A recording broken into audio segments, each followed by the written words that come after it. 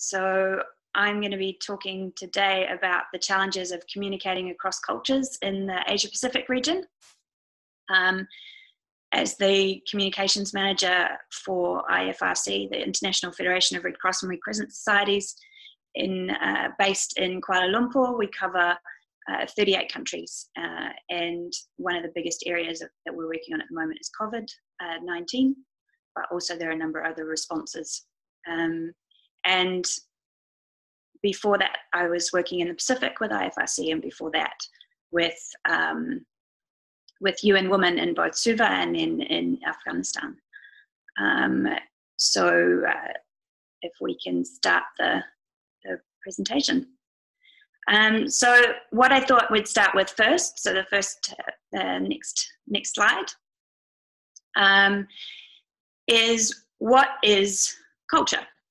And there is no one definition of culture, but what I've used here is something that shows the complexity, and it all comes back to the same thing. It's complex, it's wide-ranging, and it's shifting. It's never static.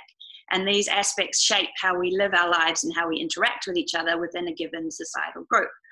And the more we change how we organize ourselves and interact with each other, the more our definition of culture and these societal groups changes.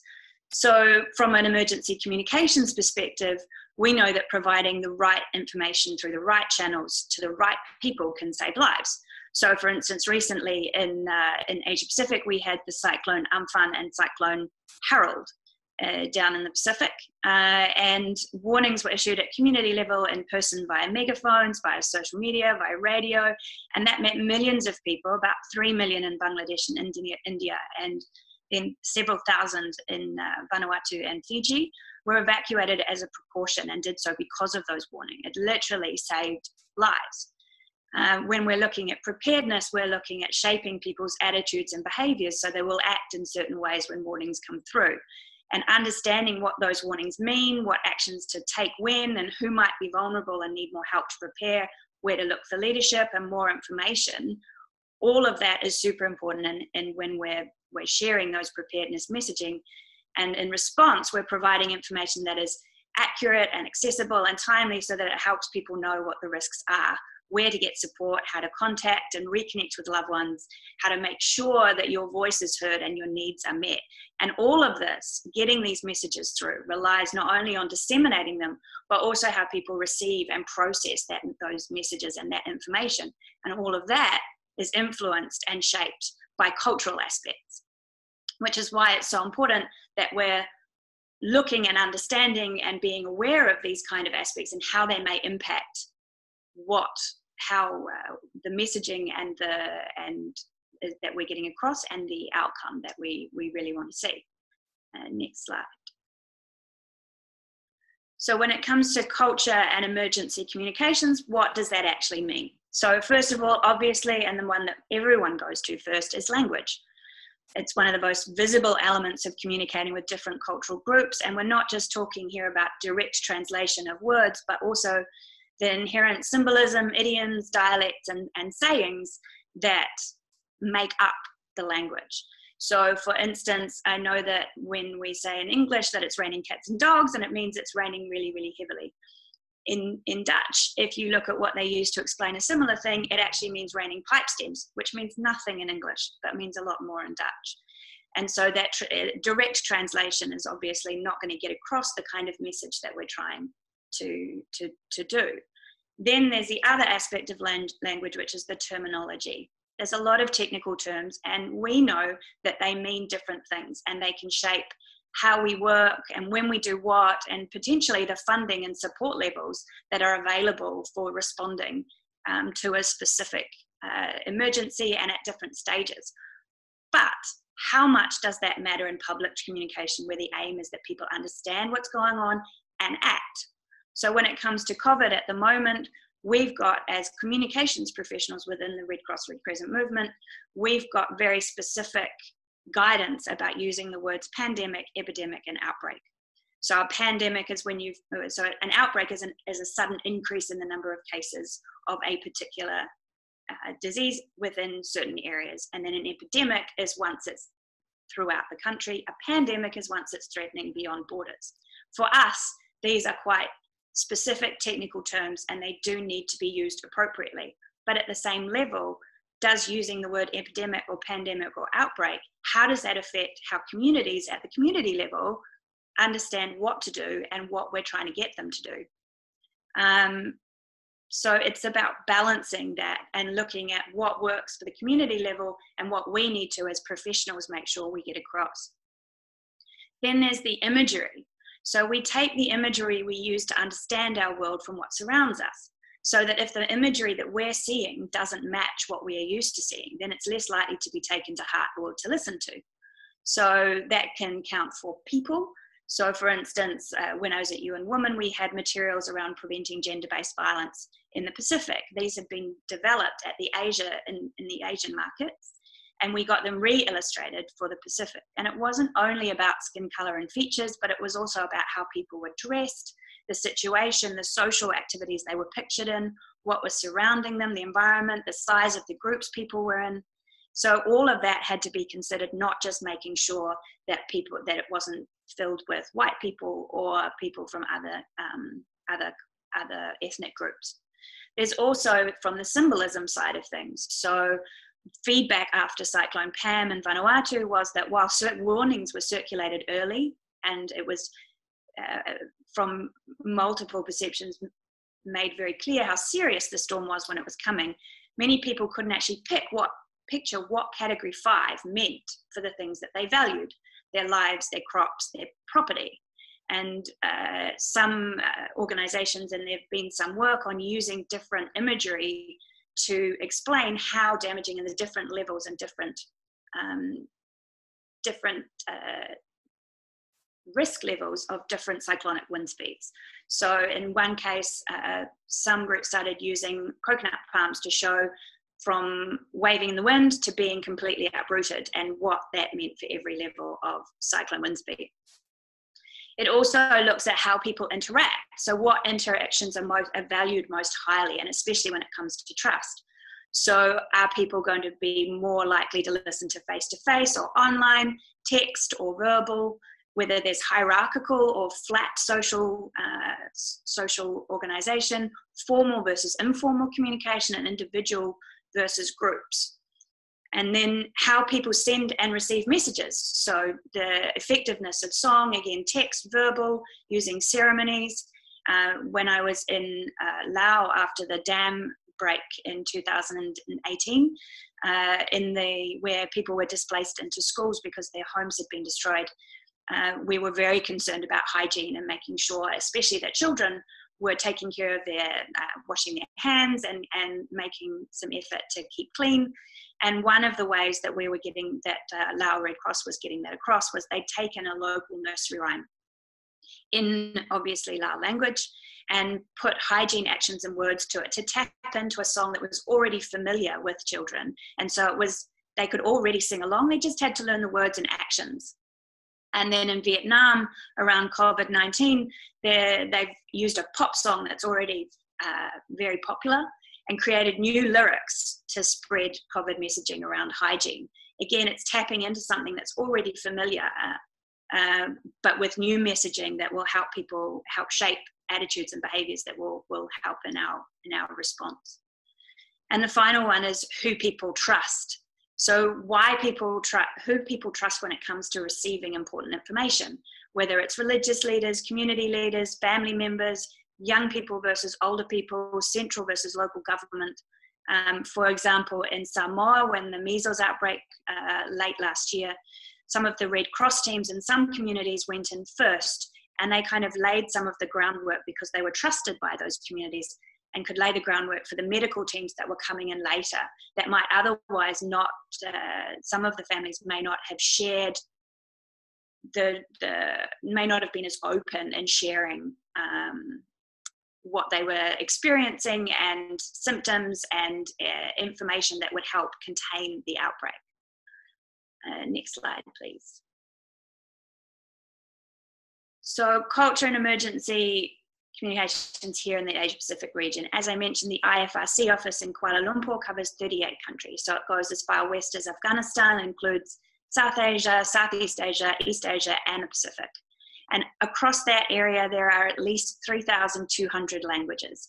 More than 800 of them are in Papua New Guinea alone, and many of those are spoken by fewer than 1,000 people.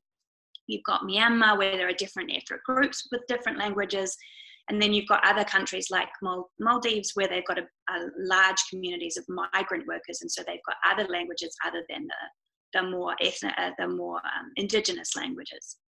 For example, we had requests from Jordan, which is outside of our region, but for materials in Nepali, Bengali, Tagalog from Philippines, and Myanmar languages.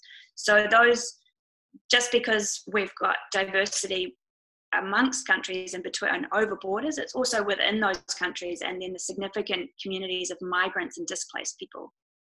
So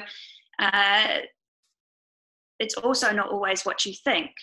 So in Solomon Islands, when we've asked them what language they would prefer materials, and they've actually asked for English, because as far as they're concerned, when it's written, it's in English to account for dialect, so that everyone who's reading it is likely to be likely to be able to read English.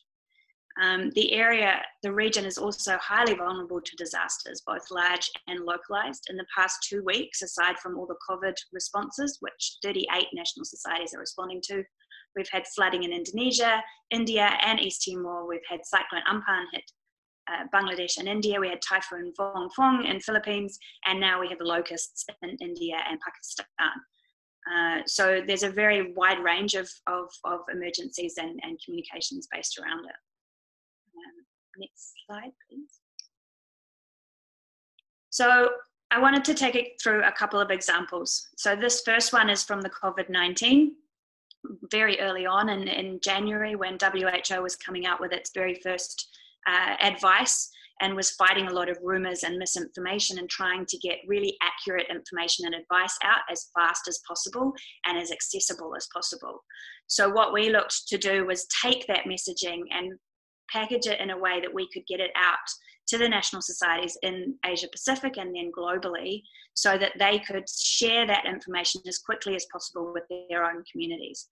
So the way we did it was we used imagery, and we used very simple language, and we used Canva as a template because it was free, and it meant that we could share the editable template to all the different national societies, and they could go in and plug in their own language, but also adjust the imagery to fit their context. So within a very short space of time, a few days, it had been translated into 36 languages, and it's already been, and the rest of the memes that we've put together have already been translated into, I think it's up to around 50 languages now.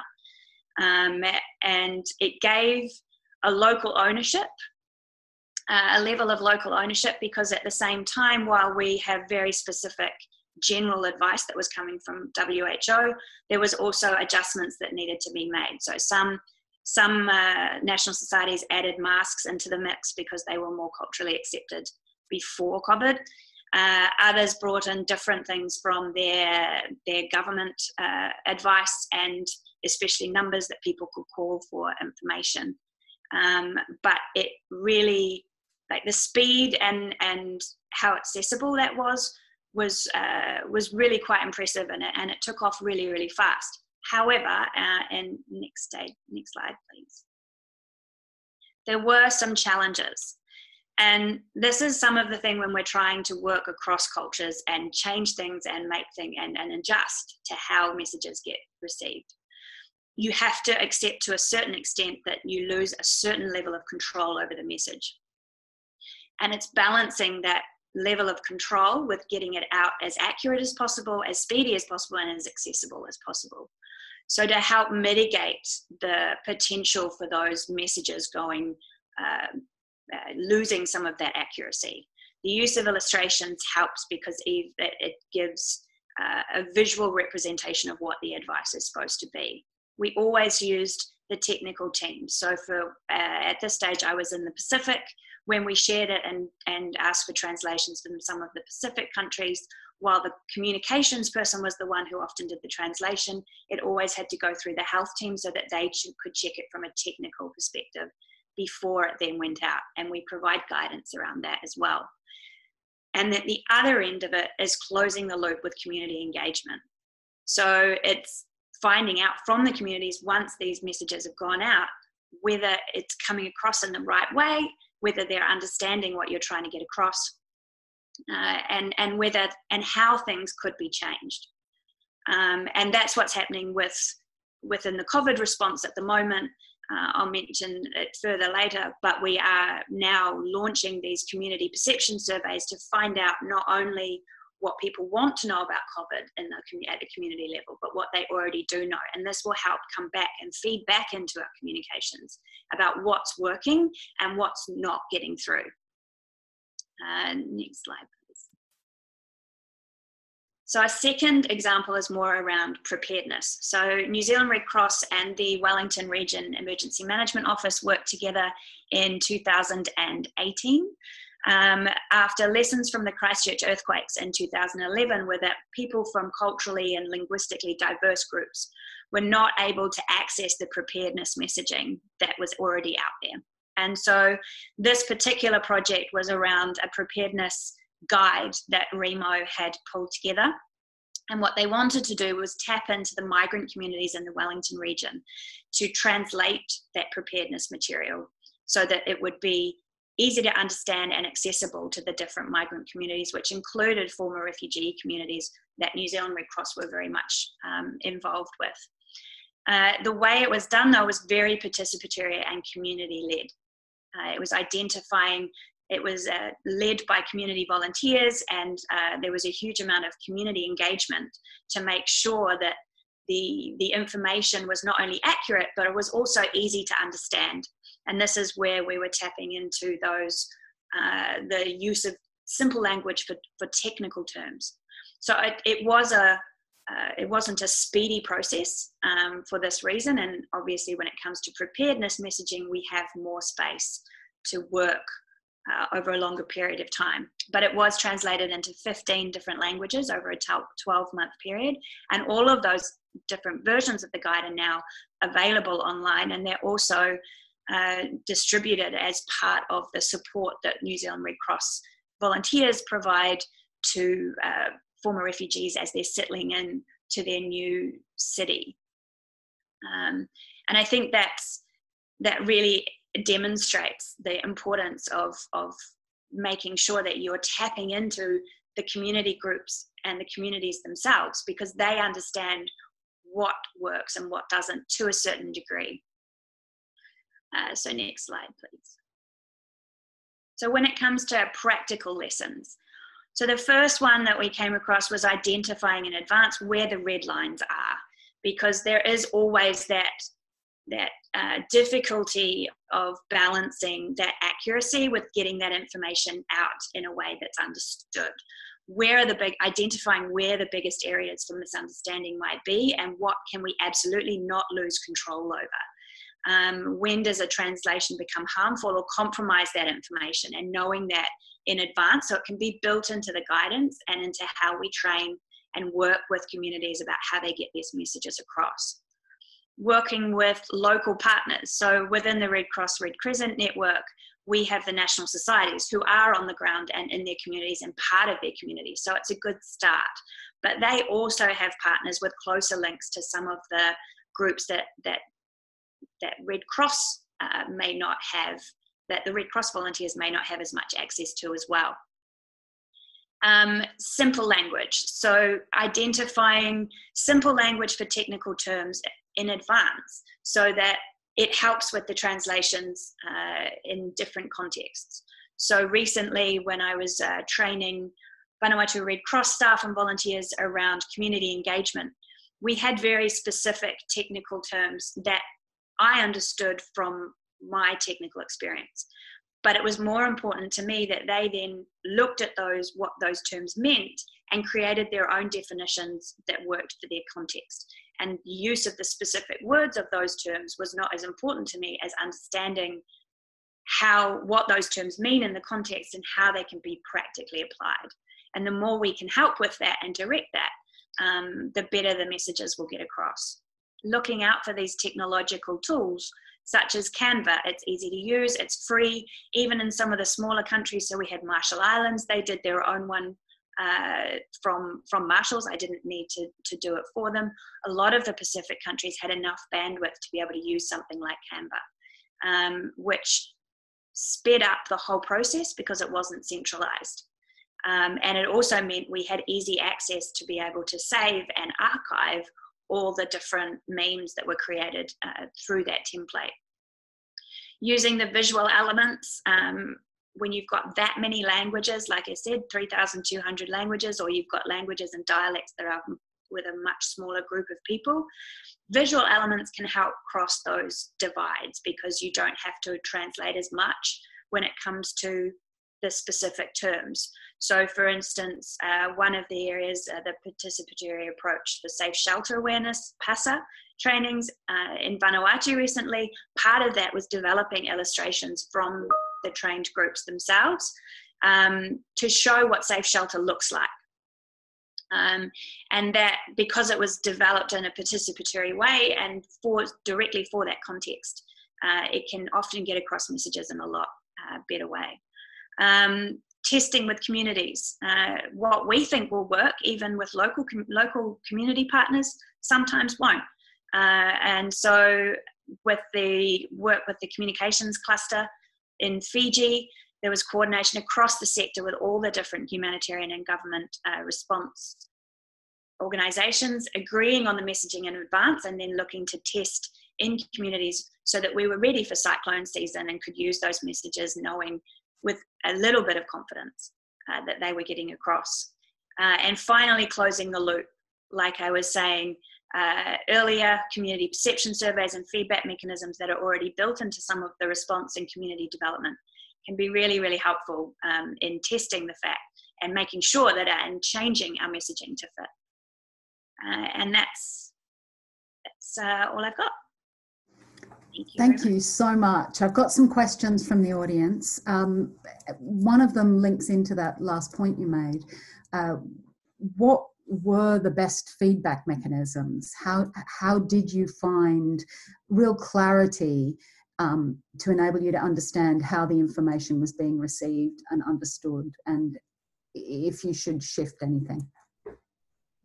It does depend on the context. So when we were looking at Vanuatu and developing feedback mechanisms there was a lot of talk around different ways for people to be able to provide that feedback, whether it was suggestion boxes in certain places, whether it was directly to trusted volunteers at the community level. The current perception surveys that are being done in Indonesia and East Timor and being rolled out around the Asia Pacific area for COVID are largely online,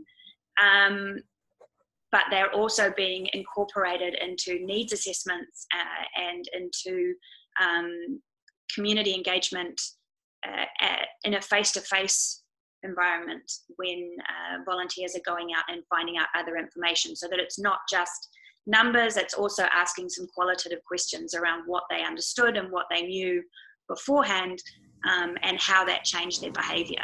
So it does depend a lot on the context and some have worked better than others depending on the level of anonymity that people are looking for and their access to technological tools. And I guess developing those feedback mechanisms also comes out of that community engagement and understanding how people choose to and want to communicate and feel comfortable communicating. Thank you. Another question, probably a quick one. How do you make sure the fact sheets remain current across the languages? If you've got a translation process in a changing situation, how do you make sure that the information is still up to date?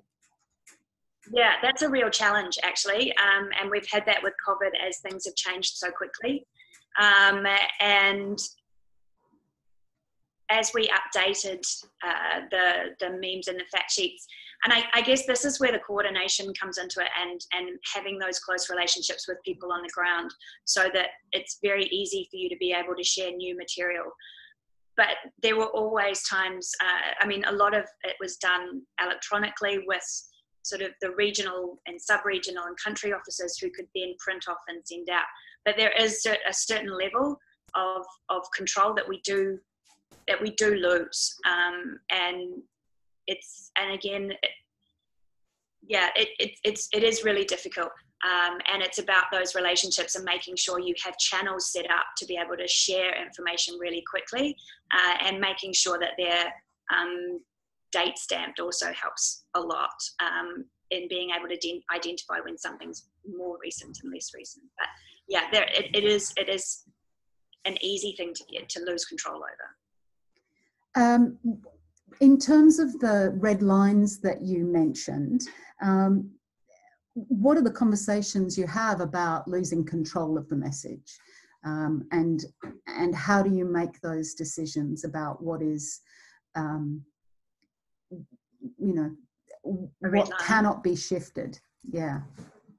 That's where, from a communications perspective, that's where I rely super heavily on our technical teams, because I'm bringing in my expertise as because we every day have to translate technical material into simple language for public consumption, and I need to rely heavily on the technical teams to be able to identify when I've simplified something too much and it's adjusted the meaning, versus when I've simplified it in a way that still gets the message across. Yeah.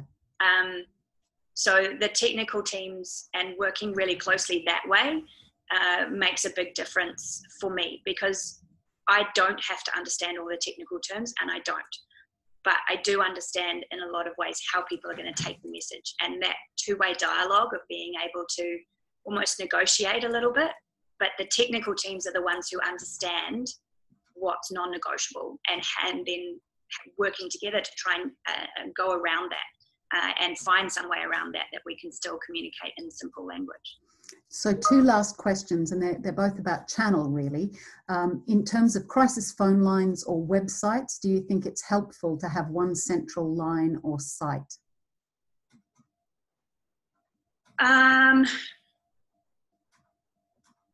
It does need to be fed back into a central place. Again, it does depend on how people communicate, like if people prefer, and whether the phone calls are going out or coming in versus an online and a website tool. There does need to be some way that it comes in together and is collected in the same place, because otherwise we don't understand, we don't know where double ups are happening or where gaps are. So it does need to come back into one place. But again, the tools that you're using depends on the context and what people have access to, but also what they feel comfortable using. But yeah, it does all have to come back into the same place. So information has to be centralized, but communication can move out to the people who need to hear. And the final question, with travel restrictions, what platform does Red Cross use for online workshops, especially for people with limited connectivity? Yeah, that's proving to be a real challenge, because in general, from an internet security perspective, we've been asked not to use Zoom too much, but that means we're relying a lot on Teams. And my experience from the Pacific is Teams, while it's more stable than something like Skype for Business, the bandwidth needed for it, especially when you've got a lot of people on board, it can be problematic. So for a lot of our coordination and webinars, we have been using Teams, and at the global level, they've been using WebEx. So what we have found though is with Teams, you can record them, so they're easily available. But we are still working quite heavily on that. It's involving quite a big shift, I think, for everyone, but also definitely for the Red Cross, Red Crescent, to be able to get down to our country level, but then even further to community level. That's a really hard challenge, and that's something that we're working on. Yeah, I think it's an ongoing challenge for us all. Yeah, exactly.